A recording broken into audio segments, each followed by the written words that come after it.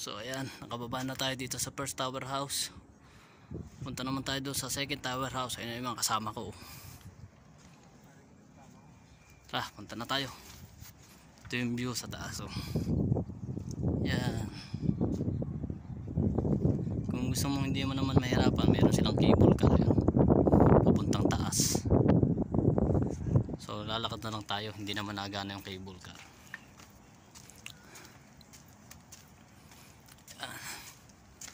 Great Wall of China. Great Wall of China. Thank you Lord.